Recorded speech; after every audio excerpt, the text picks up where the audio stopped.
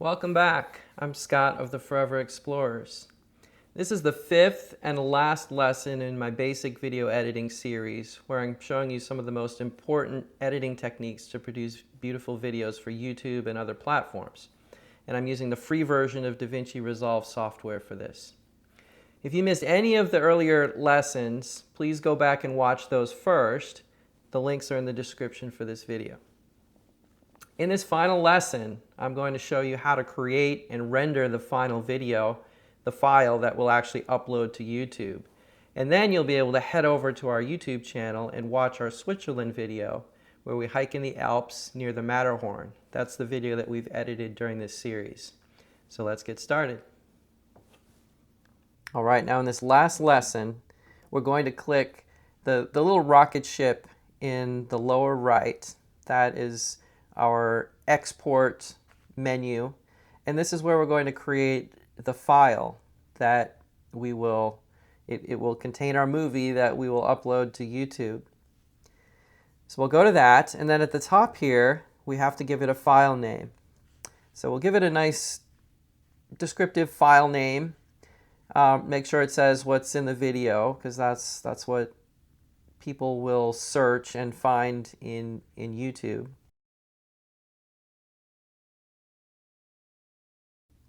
So in this format menu, make sure MP4 is selected. So that's good. Codec H.264 it tends to be more compatible with YouTube and other platforms. That's generally the one that I go with. There are some different ones with different features, but usually I just go with the standard H.264. Then we need to look at the timeline resolution. And the resolution, it's set to timeline resolution here. What that means is that is going to set our final video file to the resolution that we had set in our settings at the beginning, which was ultra high definition, the 3840 by 2160. So that's 4K video. Okay, you can select something else. You can set it to a different resolution, but we don't want to do that. And then frames per second, timeline frame rate, you can set different frame rates, but if you set it to timeline frame rate, then it's what you set at the beginning for the settings for your timeline. So that's 30 frames per second. And then for quality at the bottom, it's generally recommended that you select the restrict to something button. And if we're doing 4K, 60,000 kilobits per second is the minimum recommended. So I always set it to 80,000, and everything else can stay the same. So now we go to the bottom and select Add to Render Queue. You can see it pops up on the right.